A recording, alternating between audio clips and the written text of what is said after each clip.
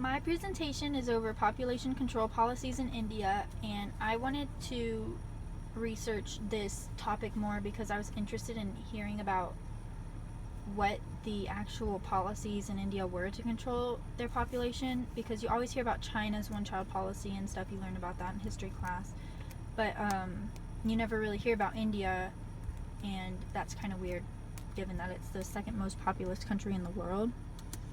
So India has the second largest population of 1.252 billion people, behind China, which has 1.35 billion people.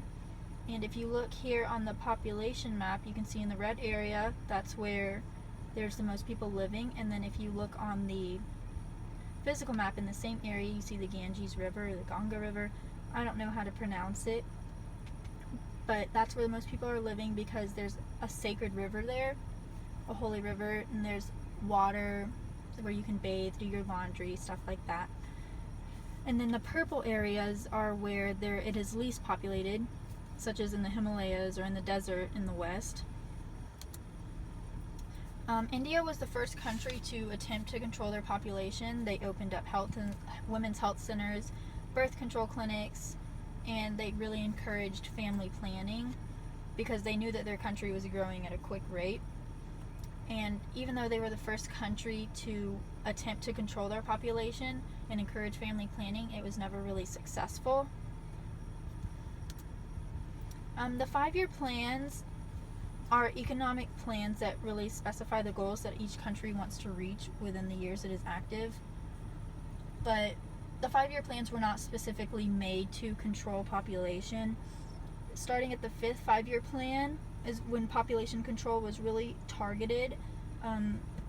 We wanted to reduce the population size, reduce the fertility rate to 2.1 children per family or per women, reduce the growth rate, and encourage family planning. But since there was no strict regulations that required women to, or I shouldn't say women, that required couples to reduce their family sizes, it never caught on and it just never happened.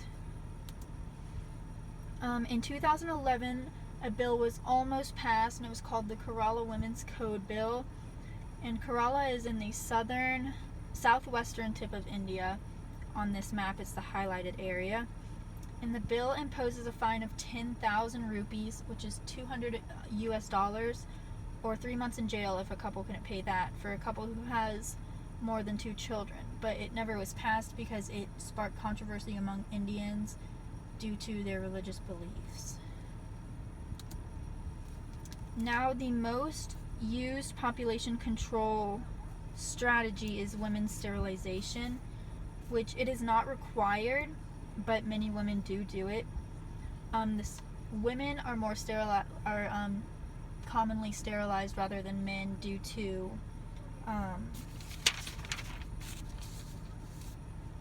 cultural values.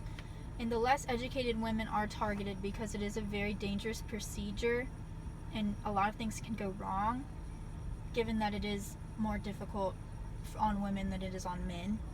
But the monetary reward of 1,400 rupees for the procedure, which is around $20 US,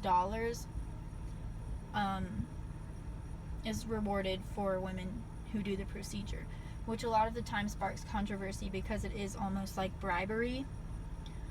4.6 million Indian women were sterilized between 2011 and 2012.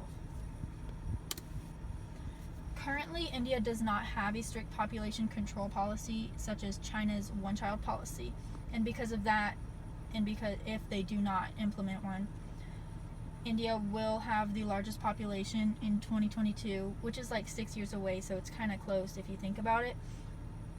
But it's also predicted that between 1.6 and 1.8 billion people will live in India around 2060. The closest thing India has to a population control policy are the sterilization camps. However, women are not required to be sterilized, so technically it's not a population control policy. And these are my references.